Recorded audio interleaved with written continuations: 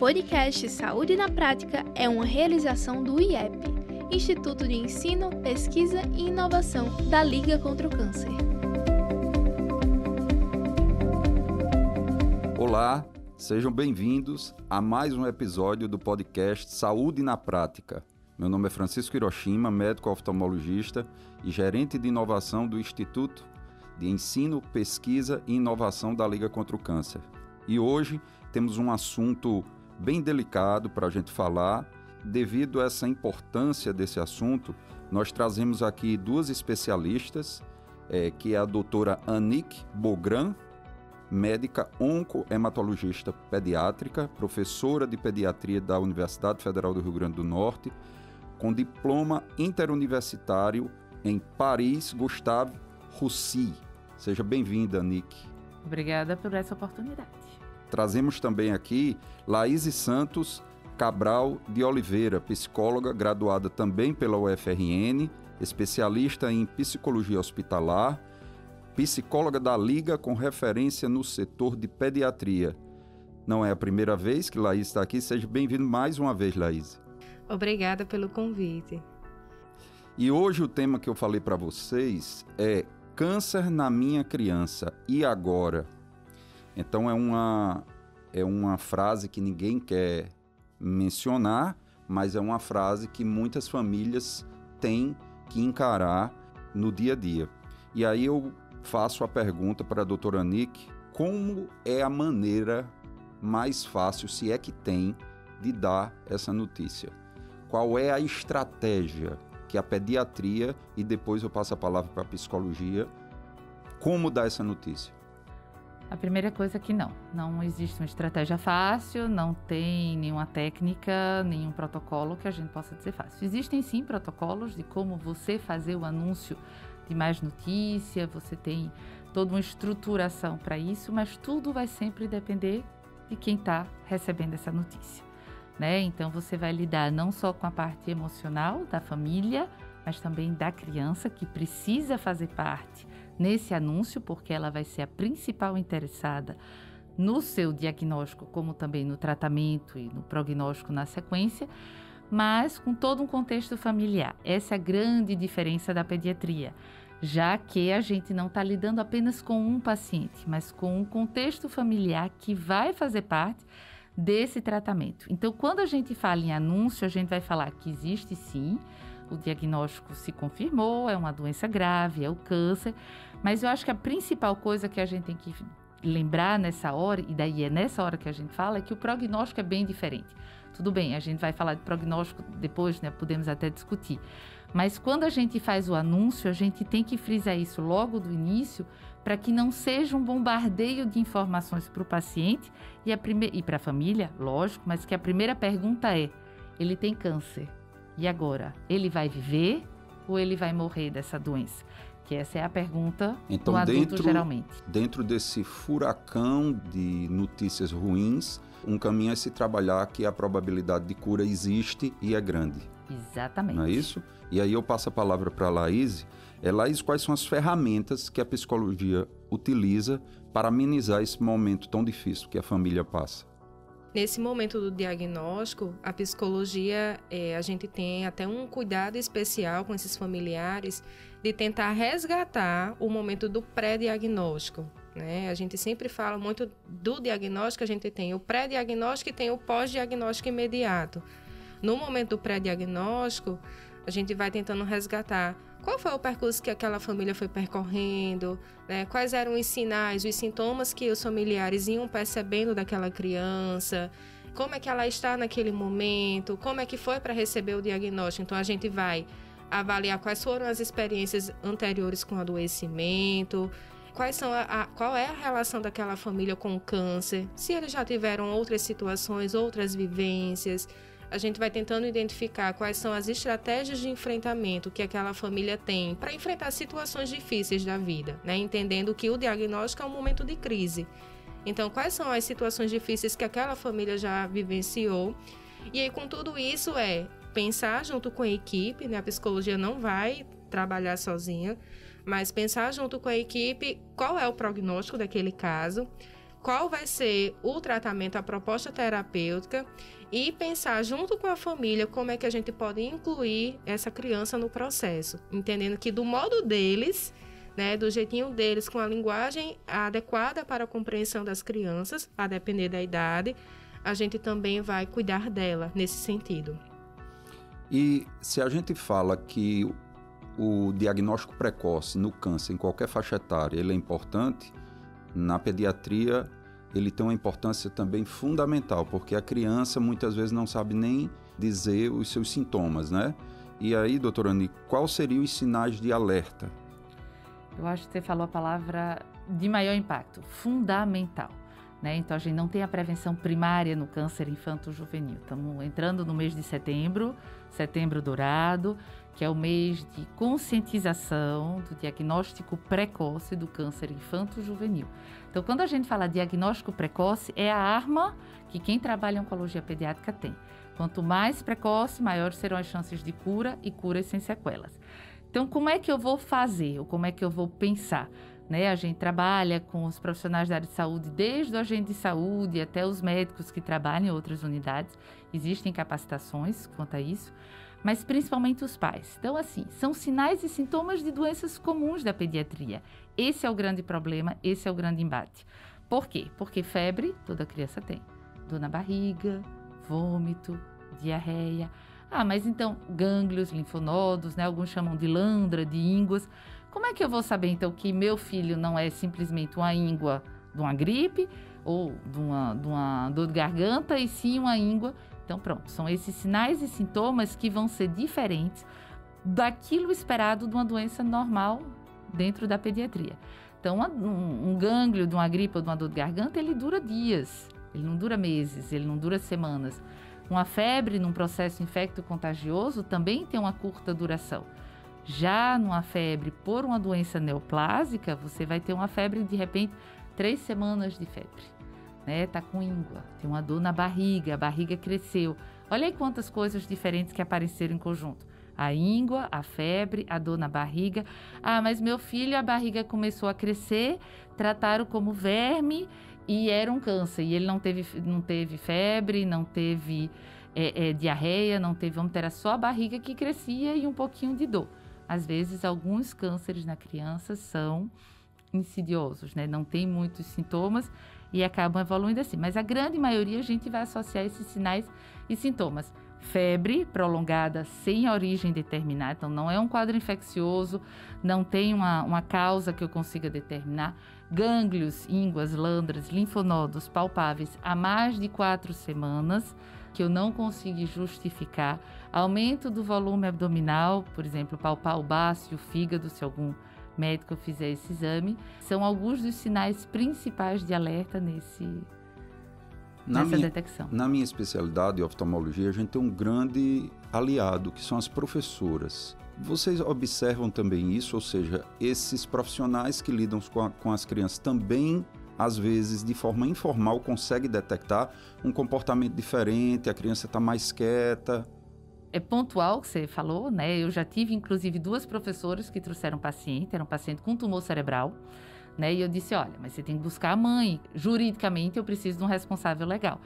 Mas foram as professoras que detectaram. Então, sim, os profissionais da área de educação têm fundamental importância. Tumor do sistema nervoso central, onde você vai ter vômito, né? Alteração de marcha, alteração de comportamento, tumores oculares como o retinoblastoma, que é o tumor mais frequente intraocular na criança. Também, às vezes, é detectado pela assistente, né? Que é mais de 3, 4 anos, então vai ser mais na creche. Então, sim, são grandes aliados.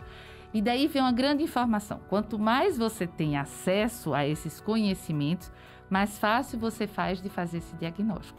A gente já teve criança que teve diagnóstico porque leu uma propaganda numa sacolinha de supermercado. Eu já tive uma criança que, inclusive, foi operada por um oftalmologista, que foi um fotógrafo de Goianinha, que fez o diagnóstico e que disse para a mãe.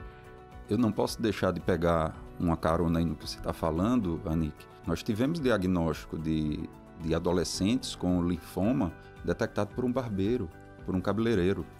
A minha esposa teve uma lesão pré-neoplásica no couro cabeludo, quando era acadêmica de medicina, detectada pela cabeleireira. Então, todas essas pessoas, elas são aliadas, concorda? Sem sombra de dúvida. Eu sempre digo, o médico, ele está lá na cadeira, no seu consultório, esperando o paciente chegar. Mas os olhos do médico é justamente quem está tendo contato inicial. E não precisa ser da área de saúde. É uma pessoa que tenha algum conhecimento. Acesso, né? Acesso a essa informação.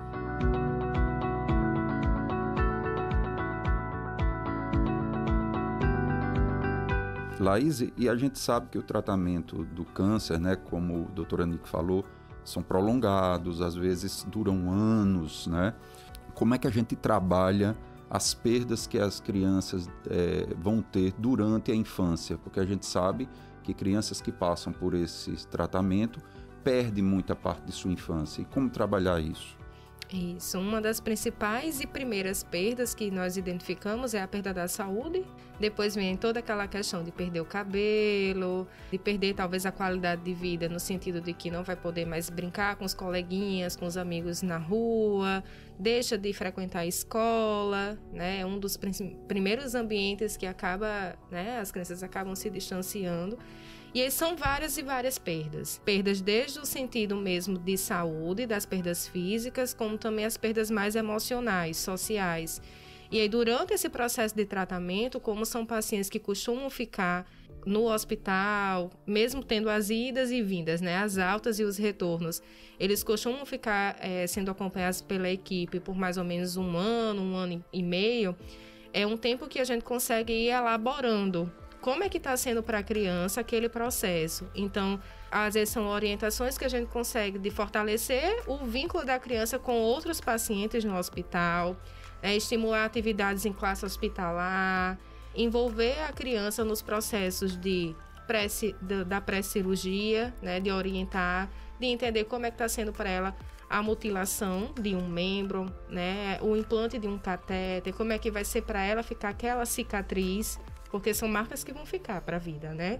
Então, a gente vai conseguir identificar que são perdas, não perda para a morte, mas são perdas que vão surgindo durante todo o processo de adoecimento. E tudo isso a gente vai dando espaço para viver o luto diante dessas perdas. E como trabalhar o acompanhamento escolar, que muitas vezes a criança perde a sociabilidade, né, e perde também o acompanhamento. Como trabalhar isso? Nos hospitais, nós temos o espaço da classe hospitalar, que é um espaço fundamental, é de extrema importância para a rotina mesmo dessas crianças, para que elas não fiquem distantes dessa parte mesmo da educação, né, do aprendizado. Então, nas classes hospitalares, nós temos as professoras, muitas vezes professoras do estado.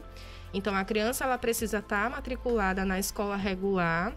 A escola regular ela envia o material para as professoras da classe. Dentro do currículo normal? Dentro do currículo normal. E é lei. Isso. Que legal, é obrigatório. É obrigatório. As crianças elas precisam estar matriculadas na escola regular. E aí, quem vai fazer o acompanhamento são as professoras da classe hospitalar. E ao final do bimestre, ao final do ano, elas enviam os relatórios para as escolas regulares. E aí, a depender do aproveitamento, elas seguem. Eu fico imaginando o vínculo dessas crianças entre si e depois com a professora, né? Isso deve durar pro resto da vida. Sim. Não é? Sim. E eu queria fazer outra pergunta para a doutora Anique. A gente sabe hoje as opções terapêuticas que a gente tem, né? E a gente queria falar agora do lado bom, ou seja, do diagnóstico precoce e qual foi a evolução, vamos dizer assim, fazendo um panorama bem curto. O que é que a gente tinha antigamente que hoje não se vê mais, ou seja, quais as melhorias no tratamento, o que é que a gente pode detectar. E é importante a gente falar aqui, né, que tem algumas pessoas que são de conhecimento notório do público, como o Giba, jogador de vôlei, que teve leucemia na infância e se curou. Então não é, como a gente dizia antigamente, um sinônimo de morte, né? O diagnóstico de câncer na pediatria. É isso mesmo, doutor? Exatamente. Daí eu vou pegar sua deixa, falando de Giba. Quando a gente fala em rede social, a gente sempre imagina, né? 500 amigos virtuais, 1.000 seguidores, 3.000 seguidores. Então, vamos fazer um cálculo básico. De cada 250 adultos que hoje uma pessoa conhece, então de cada 250, um teve câncer quando era criança. Então, se você tem 1.000 seguidores, quer dizer que 4 desses 1.000 adultos tiveram câncer quando eram crianças. É um número que impressiona, mas que ao mesmo tempo acalenta, porque eles sobreviveram. Exatamente. Então, que número, hein? Fala-se de uma incidência baixa de câncer, porque a gente compara câncer do adulto com câncer na criança. São duas doenças completamente diferentes, evolutivamente e também de tratamento.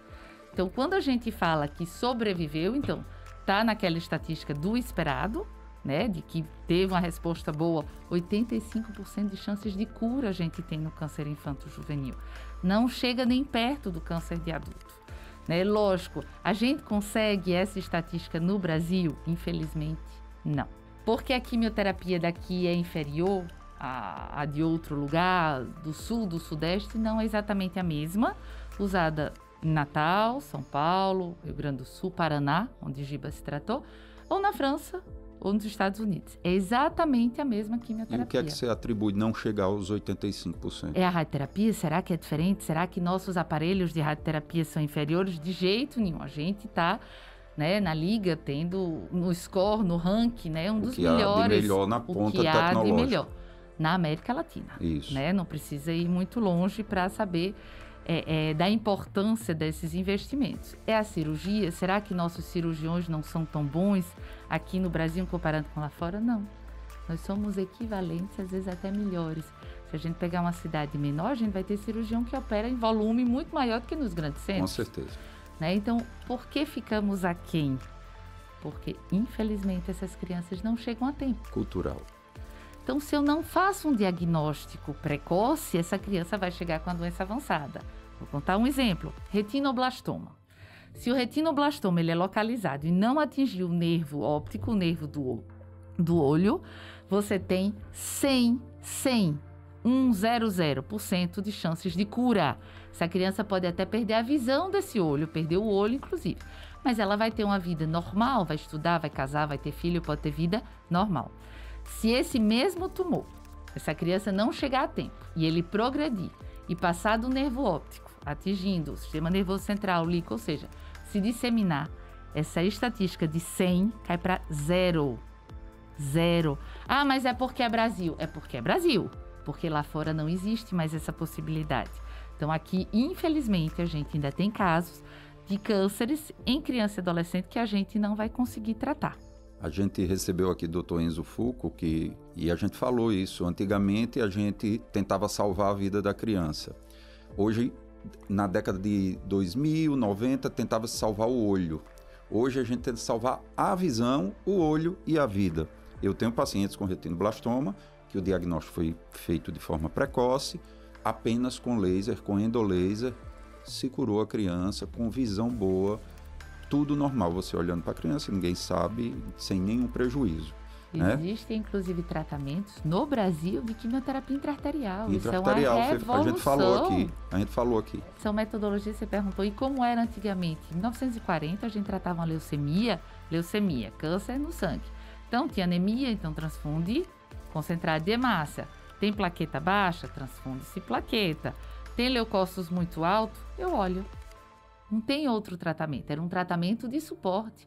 Hoje, nas leucemias, a gente tem no Brasil, se for uma leucemia de baixo risco, 90% de chance de sobrevida.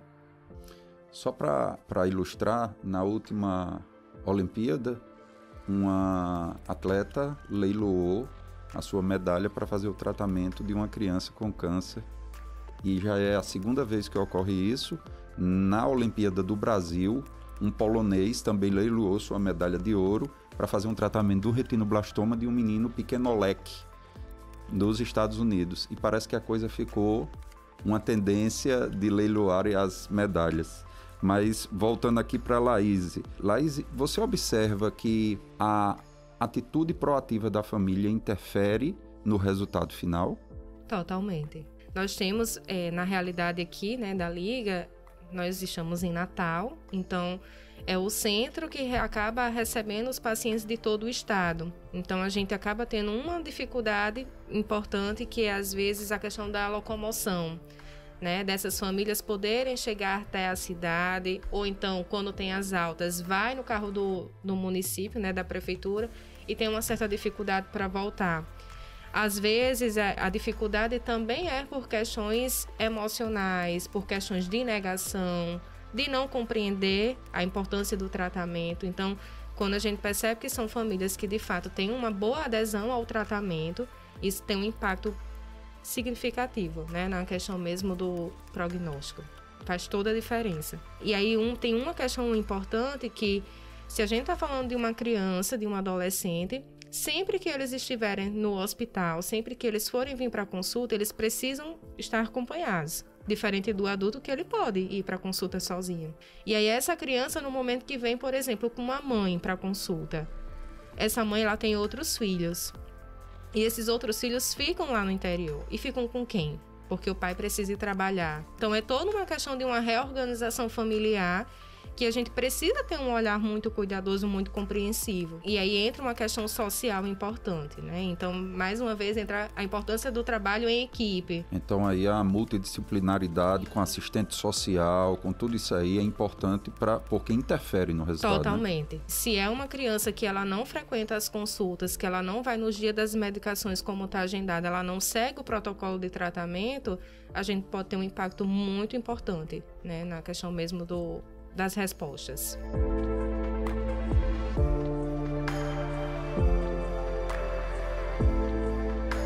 Mas vamos supor, doutora Ney, que passamos por todo o furacão. A criança se tratou, ficou bem, já tem um diagnóstico que ela está curada. Isso aí pode deixar sequelas, esse tratamento todo, desde amputações como no osteosarcoma e outras consequências como infertilidade, cicatrizes, que Laís já falou aqui também. Como trabalhar isso? Eu acho que o mais complicado já passou. Seu filho teve um câncer, precisou... A história da amputação, ela vai decorrer do tratamento. Então, a amputação, ela vem durante o período que a criança, quando é um osteosarcoma, um tumor ósseo, por exemplo, a criança vai se deparar com essa possibilidade, que ela pode existir ou não. Hoje existem técnicas onde não é mais necessário amputar. Né? De novo, se o diagnóstico for precoce, a gente consegue preservar o membro com maior frequência. E daí, às vezes, faz parte da decisão. Já que você falou em Olimpíadas, estamos no período das Paralimpíadas, a gente teve um paciente em 2019, atleta, jovem, não era daqui do Rio Grande do Norte, mas ele escolheu tratar na liga. Ele conhecia a importância do tratamento bem feito e conhecia o trabalho da instituição, e ele escolheu vir lá do norte e tratar aqui. E ele fez o tratamento, era um osteosarcoma, e ele decidiu fazer uma técnica que preservava o membro. Esteticamente, ele ficou sem nenhuma alteração visível, ficou curado do câncer, o osteosarcoma estava bem delimitado, foi no início, então teve uma excelente resposta, só que ele saiu super frustrado, porque ele era atleta de alta performance. E ele perdeu a função do membro, porque o membro foi preservado, mas perdeu a mobilidade, então ele não podia mais jogar, ele praticava basquete, mas também vôlei, enfim, então nenhum desses esportes. Então ele voltou um ano depois para fazer a amputação e botar, né, poder participar, inclusive, de Paralimpíadas, de repente, né, num futuro. Então, às vezes, essas sequelas, elas impactam muito na hora de você fazer esse anúncio do diagnóstico, que você vai fazer um planejamento terapêutico na sequência. Então, a amputação é o que mais chama atenção, a enucleação, se tirar o olho de uma pessoa. Alguns países não aceitam esse tipo de tratamento. Por isso mesmo que novas técnicas foram surgindo na procura, né, de preservar esse olho. Não a visão, esteticamente mesmo. Os chineses não aceitam, por exemplo, essa enucleação como primeira proposta terapêutica. Além disso, né, a primeira coisa do tratamento é a perda de cabelo. Então, quando vem a alopécia, muitos pacientes perguntam, vai nascer de novo? E vem a radioterapia junto. Então, às vezes você fica com algumas áreas que não vai nascer cabelo para o resto da vida. Lógico, se for menina, às vezes impacta mais, que querem usar os cabelos mais compridos, né? Os meninos têm, hoje ainda mais com essa novidade, né, de você fazer desenhos nos cabelos, às vezes até facilita para os meninos, mas são várias modificações físicas num período de crescimento e desenvolvimento. A gente tem crianças pré-adolescentes que vão passar por uma adolescência, onde eles estão passando por esse processo de bombardeamento hormonal, de novos conhecimentos acerca do mundo e do seu próprio corpo, e um corpo já tão marcado. Uma cirurgia para a retirada de um tumor que vai deixar uma cicatriz grande no abdômen, ou ainda uma simples implantação de um catéter de CTI. mas que vai deixar uma cicatriz.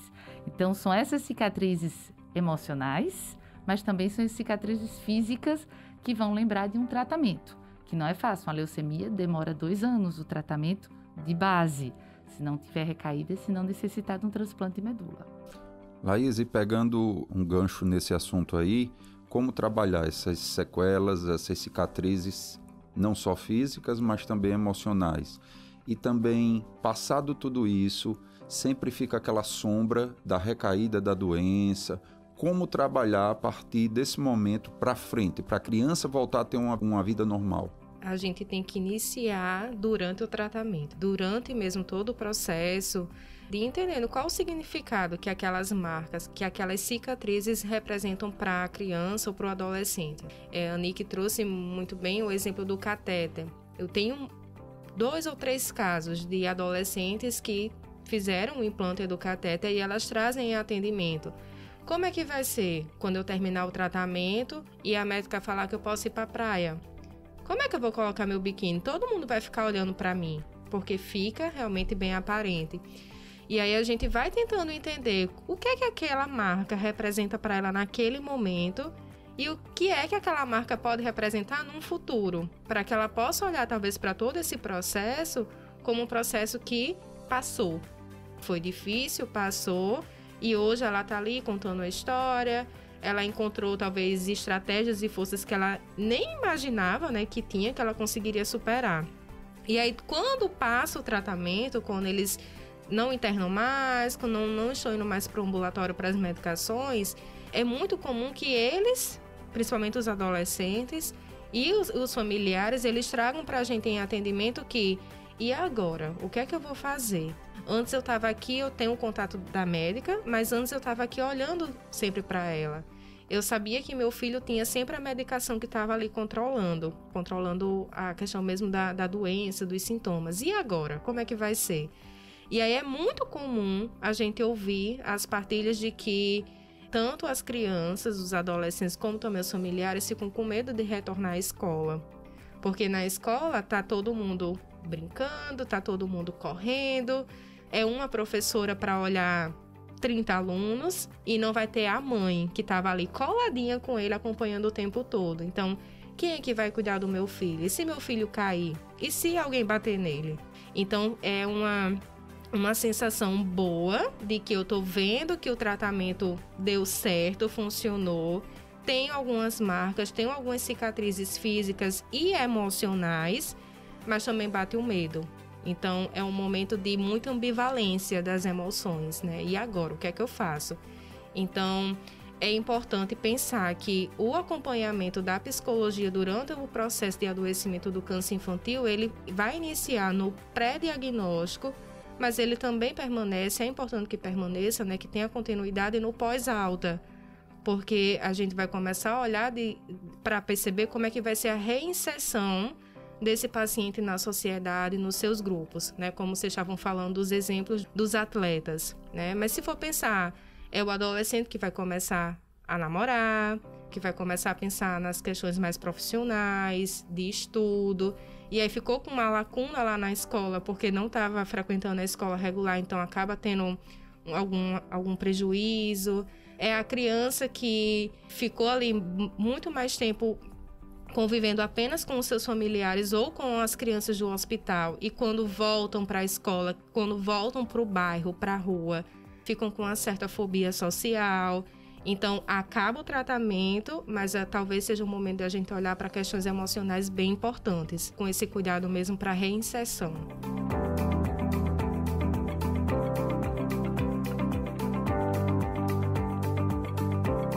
Então, fazendo um balanço aqui, nós vimos que nós temos bons aparelhos de diagnósticos, nós temos bons cirurgiões, nós temos boas terapias, ou seja, radioterapia, quimioterapia, mas a gente vê que fica patente aqui que o nosso problema é sociocultural, não é isso? E eu convido a todos a ver uma palestra que a gente proferiu no TEDx UNP, que o título da palestra foi Falando daquela doença. Que quem cresceu no interior sabe que existe uma cultura de nem mencionar o nome porque acha que traz mau agouro e que você pode contrair o câncer simplesmente em falar. Pronunciar a palavra. Pronunciar a palavra. Dá azar. Exato. Atrai. Então, por isso que a gente fez essa palestra. Eu tive câncer em 2014. Foi quando surgiu a ideia de fazer uma palestra justamente sobre essa dificuldade cultural. Quero agradecer a presença da doutora Anique Bogran e também de Laís Santos, e queria deixar o microfone aberto para a doutora Anique. Eu agradeço esse espaço, como você mesmo falou. Se a gente não fala do assunto, se a gente não fala dessa doença, né? Eu até conto algumas anedotas às vezes não, doutora, não diga essa palavra, tem que cuspir por cima do ombro direito e bater 2 vezes na boca. Vou viver babada, né? Um oncologista que não tem. Então, é o medo de você falar da doença. Tem doenças hoje que a gente conhece, chikungunya, Covid, que a gente não sabia que existia. Tem essa simpatia aí? Eu não sabia. Tem. Descobri em uma das capacitações no interior do estado, do Rio Grande do Norte. Eu fui, então tem várias. Essa que me chocou mais, que era toda vez que eu pronunciava, alguém dizia, cospe, doutora, cospe, doutora. Então eu fazia, meu Deus, não tem como, a gente tem que falar, a gente tem que enfrentar. Porque depois existe cura, existe um tratamento que tem possibilidade de cura. Esse tratamento, só um parênteses, eu vou pedir essa autorização, ele é todo custeado pelo SUS. Então eu admiro, né, leiloar, medalha, às vezes é até como apoio financeiro da família, vai deixar de trabalhar, ter outros filhos, mas o tratamento, ele é todo custeado. Além disso, nós temos casas de apoio pelo Brasil inteiro que ajudam no suporte de alojamento, de dentista, psicólogo, nutricionista, transporte, medicação extra que não seja da oncologia. Então, na oncologia infantil, isso é muito forte no país inteiro, falo de conhecimento de causa. Mas eu acho que depois que passa esse furacão todo, né, a gente dá alta. Quando é que a gente dá alta? Pronto, faz 5 anos que o seu filho terminou o tratamento. Então, o dia que a gente tira foto, a gente se despede, e vem a pergunta, e agora, doutora? Quando meu filho tiver febre, quando ele sangrar, vai para o pediatra normal. A chance dessa criança ter uma outra neoplasia ou esse câncer voltar é a mesma de uma criança que nunca teve. Então, ele precisa voltar a ter uma vida normal, ele precisa ser reinserido na comunidade dele, viver como uma criança vive, né? Então, acho que essa já que a gente tem medo da doença, eu tenho medo também quando me dão alta, porque aqui tem alguém do ladinho tomando conta do meu filho, tomando conta de alguém que eu tenho estima, né? Às vezes não é um filho, é um sobrinho, é um afilhado. Então, esse estigma dos 5 anos é um peso muito grande. Né, faz 5 anos que acabou o tratamento, então se durou 2 anos de tratamento, são mais 5, 7 anos de convivência. Então é um relacionamento intenso, duradouro, mas que tem um término com data já definida. E a gente, por mais que doa, para quem é oncologista, a gente adora ver. Eu recebo cartinhas, e-mails, hoje é mais e-mail, né? Visitas de ex-pacientes com filho no colo. Isso é um presente para quem trabalha na oncologia infantil. É você ver o que você faz, dá certo sim. Mas a gente depende que todo mundo tenha consciência que essa doença existe. Ela existe, ela tem tratamento, ela tem cura. Mas ela só vai passar por esse processo, por essa sequência toda, se alguém pensar e puder fazer o diagnóstico. Criança tem câncer. Criança pode sim ter câncer. Não tem culpado, não foi porque o pai fumou, porque a mãe... A grande maioria do câncer na criança, 90% é de origem indeterminada, não é genético. Então, não tenho prevenção primária, eu tenho diagnóstico precoce. Muito bom. Laís, suas últimas palavras. Eu gostaria de aproveitar, né, para agradecer, pensando no mês de setembro, né, no Setembro Dourado, mês da campanha, que é tão especial para nós da pediatria, né, da oncopediatria. A gente fica pensando assim, de fato, o diagnóstico precoce ele faz toda a diferença, tanto para a questão mesmo de prognóstico, de cura, né, pensando já no fim do tratamento, mas também pensando nas questões mais emocionais. E é muito comum até o pessoal perguntar assim para a gente, como é que vocês aguentam trabalhar, né, na pediatria? Eu estava em um outro setor, estava na liga, mas em um outro setor, acompanhando adultos. E quando eu voltei para a pediatria, que eu já tinha passado, né, em um momento por lá, quando eu voltei para a pediatria, todo mundo ficou dizendo, mas como é que você consegue? Você está feliz de ir para lá? Como assim? E é muito bom saber que é possível, apesar de ter todo esse estigma social, né, de que o câncer mata, de que o câncer é a sentença de morte, de que não é justo criança adoecer, e principalmente com câncer. Mas é muito bom estar em um setor que a gente consegue ver resultados muito bacanas. Apesar de toda essa questão da vinculação, tem alguns pacientes que acaba que a gente tem um apego maior, né? A nossa vinculação é diferente porque nós somos humanos. Aqui é uma pessoa. A Laís é uma pessoa, antes de ser psicóloga, eu sou ser humano. Então, a gente também cria uma certa vinculação. Por muitas vezes, nós somos as famílias e a rede de apoio daqueles familiares que estão lá. E aquele familiar que está lá, não necessariamente é a mãe, como a Nick estava falando.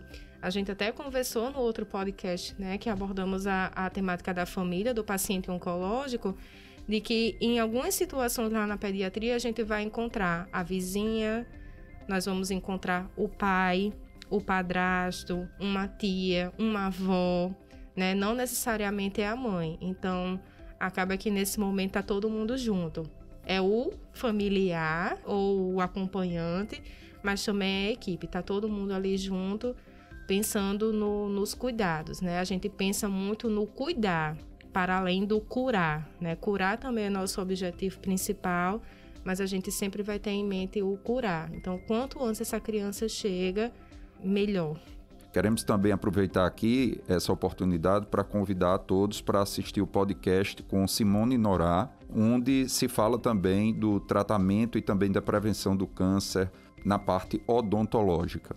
E dizer que esse podcast tem o apoio da Clínica de Psicologia Metacognitiva e da Rádio Saúde. Até o próximo programa.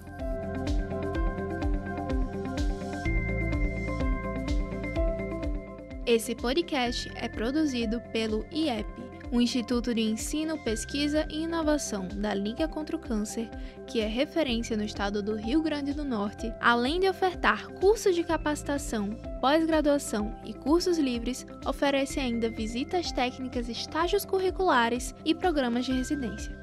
Sem falar na área da pesquisa, formada por uma equipe multidisciplinar dedicada à investigação na área oncológica. Temos ainda a inovação, que tem como objetivo fomentar ideias, resolver problemas e impulsionar processos, além de promover a formação e capacitação de novos empreendedores.